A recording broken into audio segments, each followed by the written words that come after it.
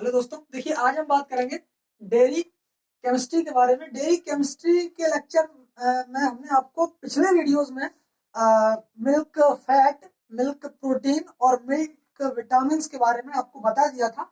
आज हम बात करेंगे मिल्क एंजाइम के बारे में। देखिए, मिल्क एंजाइम को जानने से पहले थोड़ा सा जानिए कि एंजाइम क्या होते हैं।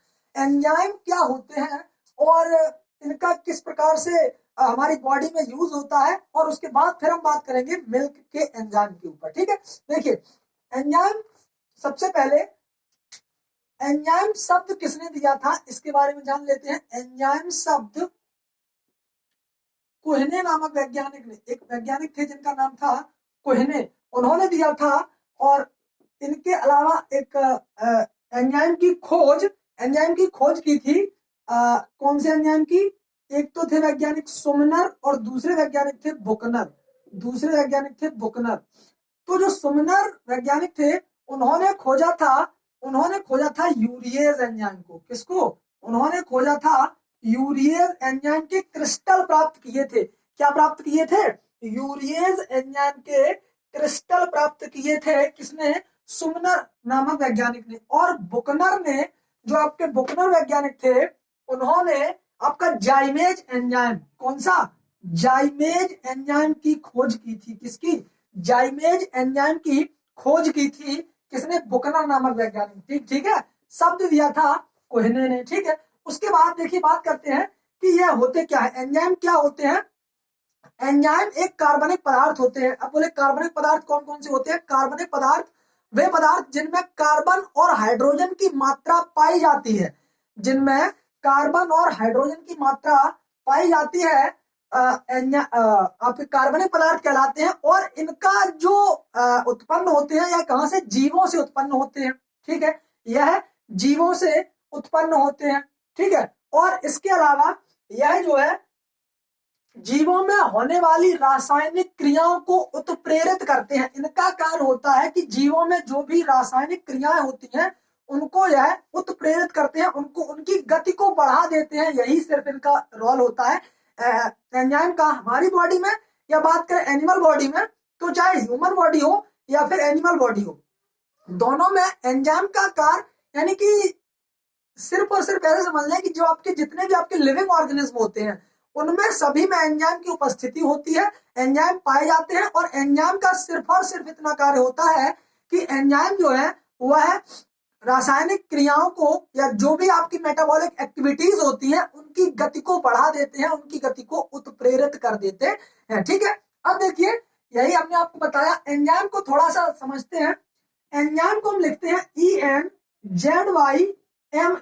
ये होती है एंजाइम की इंग्लिश में स्पेलिंग। ठीक है, एंजाइम के इन से लिया गया है NEN से लिया गया है इन, और जाइम से लिया गया है ईस्ट। जाइम का मतलब होता है ईस्ट। ठीक है, और एन से मतलब होता है इन, यानी कि इन ईस्ट का मतलब यह जो है खमीर में पाए जाते हैं। ईस्ट का मतलब होता है खमीर। ईस्ट को हम हिंदी में कहते हैं खमीर। तो यह जो है ईस्ट से उत्पन्न होते हैं, या यूं कह लें कि यह ईस्ट से उत्पन्न होते हैं। किससे? ईस्ट से कह लें, या फिर खमीर में कह लें, या खमीर से उत्पन्न होते हैं। ठीक है, इतनी बात जो है आपकी, ये सीधी सीधी बात है आपकी किसकी? मिल्क आपके एंजाइम की। और एंजाइम जो होते हैं वह प्रोटीन नेचर के होते हैं। कैसे होते हैं?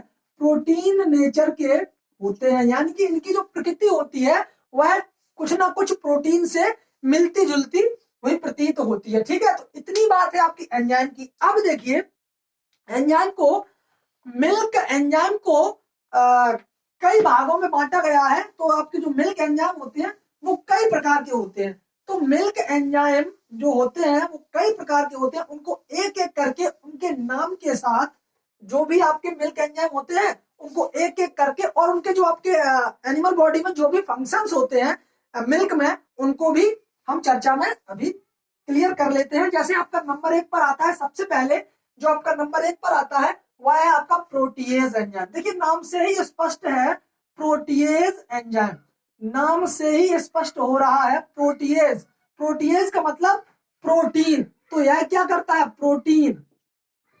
प्रोटीन को यह तोड़ देता है। किसमें तोड़ देता है?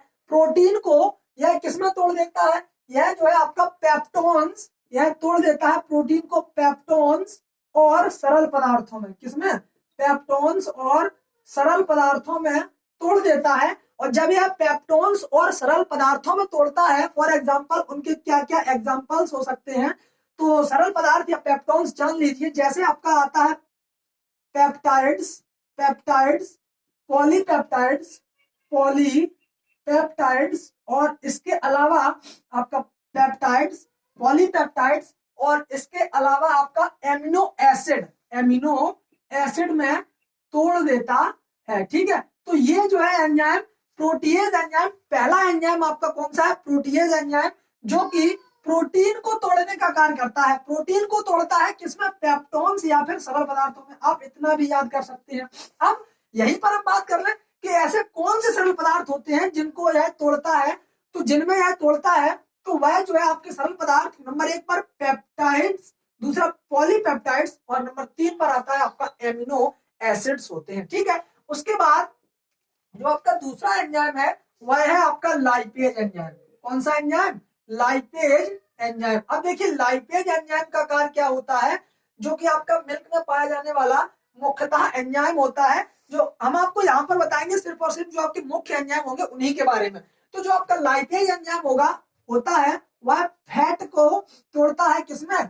Fatty acid, fatty acid plus glycerol में, फैटी एसिड प्लस ग्लिसरॉल में तोड़ देता है। किसमें तोड़ देता है? फैटी एसिड, और यह जो है ग्लिसरॉल में तोड़ देता है। और इसी एंजाइम के कारण, लाइपेज एंजाइम के कारण ही जो आपका मक्खन होता है, मक्खन, ठीक है, जो आपका मक्खन होता है उसमें दुर्वासिता उत्पन्न हो जाती है। क्या उत्पन्न हो जाती है? दुर्वासिता। मक्खन में दुर्वासिता उत्पन्न हो जाती है। अब दुर्वासिता क्या होती है?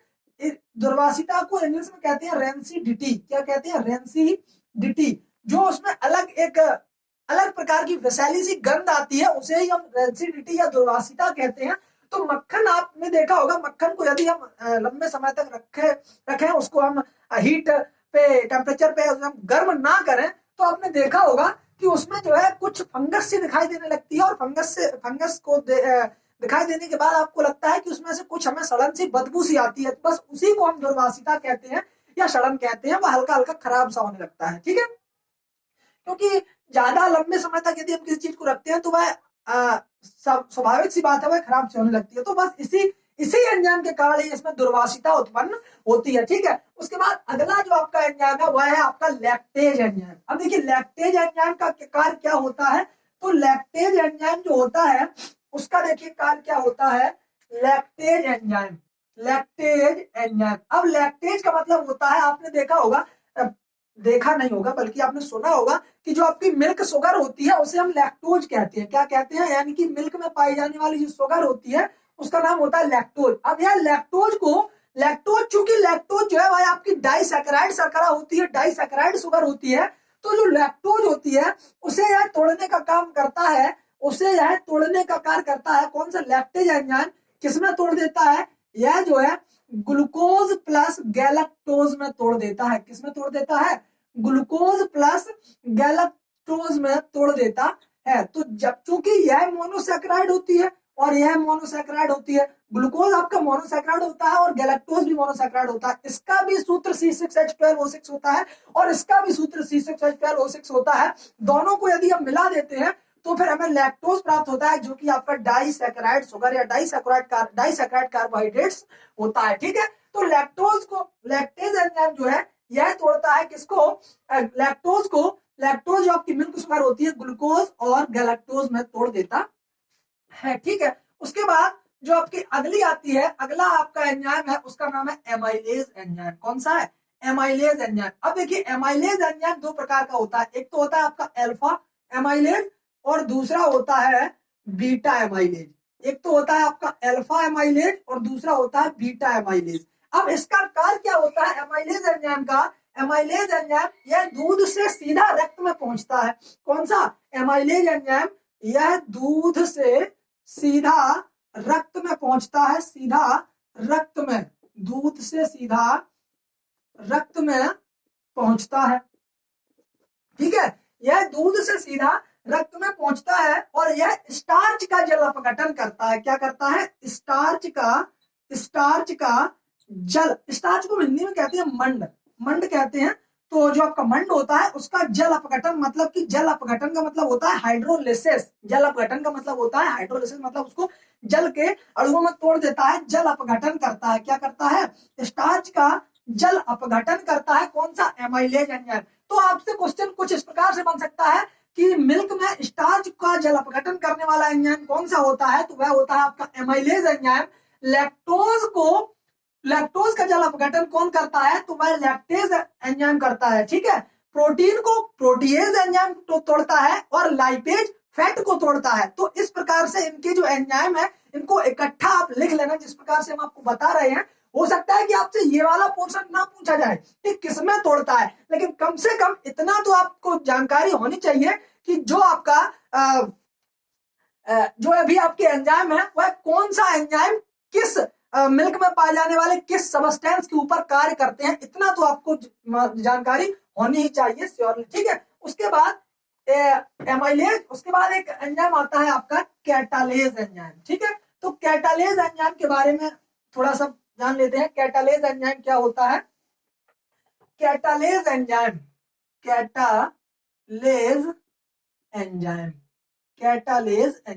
यह जो है क्या करता है? हाइड्रोजन पर ऑक्साइड मतलब H2O2। हाइड्रोजन पर ऑक्साइड का सूत्र होता है H2O2। हाइड्रोजन पर ऑक्साइड आपने देखा होगा, जैसे जब किसी को चोट लग जाती है तो आपने देखा होगा जो डॉक्टर होता है वह एक इतनी बड़ी बोतल होती है। ठीक है, इतनी बड़ी बोतल होती है, वह सामान्यतः हमारे जो आपके मेडिकल्स होते हैं उन पर 15 से 20 रुपए की ज्यादा से ज्यादा आपको मिल जाती है। तो जो चोट पर जो घाव लगता है, जो आपका चोट लगती है उसको साफ करने का, उसमें पानी सा भरा होता है और वह जो है उस चोट पर डालता है और उसके बाद जो कॉटन होती है कॉटन से उसको साफ करता है। ठीक है डॉक्टर, तो वही आपका हाइड्रोजन पर यानी कि H2O2 होता है, जो कि साधारण मेडिकल्स पर आपको 15 से 20 रुपए की बोतल आपको मिल जाती है। तो उसका कार्य होता है, तो ये आपका हाइड्रोजन पर को यह तोड़ता है किसमें? जल यानी कि H2 प्लस ऑक्सीजन में तोड़ देता है। तो हाइड्रोजन पर को तोड़ने का कार्य कौन सा एंजाइम करता है? कैटालेज एंजाइम करता है। ठीक है, इसकी मात्रा कोलेस्ट्रम में अधिक होती है। कोलेस्ट्रम मतलब खीस में। तो खीस में यह अधिक मात्रा में पाया जाता है। खीस में यह अधिक मात्रा में पाया जाता है। खीस में यह अधिक मात्रा में पाया जाता है। ठीक है, सिंपल सी बात है कि यह जो है खीस में अधिक मात्रा में पाया जाता है। कौन सा? Catalase enzyme. और जो कैटालेज एंजाइम होता है वह जो है हाइड्रोजन पर को जल और ऑक्सीजन में तोड़ देता है, यानी कि हाइड्रोजन पर का जल अपघटन करता है। ठीक है, इतनी बातें लगभग आपको याद रखनी चाहिए। जैसे हमने आपको बताया प्रोटीएज एंजाइम प्रोटीन का पाचन करता है या प्रोटीन को का जल अपघटन करता है। लाइपेज एंजाइम फैट का जल अपघटन करता है। ठीक है, एमाइलेज एंजाइम, जो आपका एमाइलेज एंजाइम होता है वह जो है आपका स्टार्च का जल अपघटन करता है। और कैटालेज एंजाइम जो होता है वह आपका हाइड्रोजन पर का जल अपघटन करता है। ठीक है, तो इतनी बात लगभग आपको समझ में आ गई होगी। तो ये जो है आपका मिल्क एंजाइम। आगे हम आपको इसी क्रम में जो भी आपका, जैसे आपका मिल्क लैक्टोज इसमें बचा हुआ है, डेयरी केमिस्ट्री में सिर्फ और सिर्फ एक आपका चैप्टर लगभग बचा हुआ है, मिल्क लैक्टोज। ठीक है, तो मिल्क लैक्टोज को पूरा करने के बाद हम आपको एनिमल न्यूट्रिशन मतलब कि पशु पोषण के बारे में आपको बताएंगे। उसकी ज्यादा से ज्यादा जल्दी जल्दी आपको वीडियो प्रोवाइड करा दी जाएगी, ताकि आपके हो सकते हैं कि पेपर 24 से 25 तारीख से हो सकता है कि आपके जल्दी से जल्द पेपर, यूनिवर्सिटी सोच रही है कि पेपर आपके, यदि कोविड की कोई भी गाइडलाइन आगे नहीं आती है तो 24 से 25 तारीख से आपके पेपर स्टार्ट किए जा सकते हैं, ऐसा सुनने में आ रहा है। तो अपनी पढ़ाई को, स्टडी को बरकरार रखते हुए हम आपको समय से पहले पहले आपको सभी सब्जेक्ट कवर करा देंगे। तो यदि अभी तक आपने हमारे चैनल को सब्सक्राइब नहीं किया है तो प्लीज सब्सक्राइब कर लें। देखिए, हम ज्यादा अपना प्रमोशन या ज्यादा कोई ऐसा ऐड नहीं करते हैं। लास्ट में आप सिर्फ एक ही बार कहते हैं, यदि आपने सब्सक्राइब कर लिया है तो कोई बात नहीं, आप हमारे टेलीग्राम चैनल से जुड़ जाइए, और यदि नहीं किया है तो प्लीज सब्सक्राइब कर लें। ठीक है, ताकि आपको हमारे चैनल से जितनी भी आपकी क्वेरी है वह आप हमारे चैनल से पूछ सकते हैं। हम आपको डायरेक्टली प्रोवाइड करा सकते हैं, और जो भी आपकी दिक्कत हो वह आप हमें टेलीग्राम पर या फिर किसी भी माध्यम से आप हमसे पूछ सकते हैं। नीचे कमेंट बॉक्स में कमेंट कर सकते हैं। ठीक है, तो आपसे आगे मिलते हैं अगले वीडियो में। तब तक के लिए जय हिंद, जय भारत, धन्यवाद।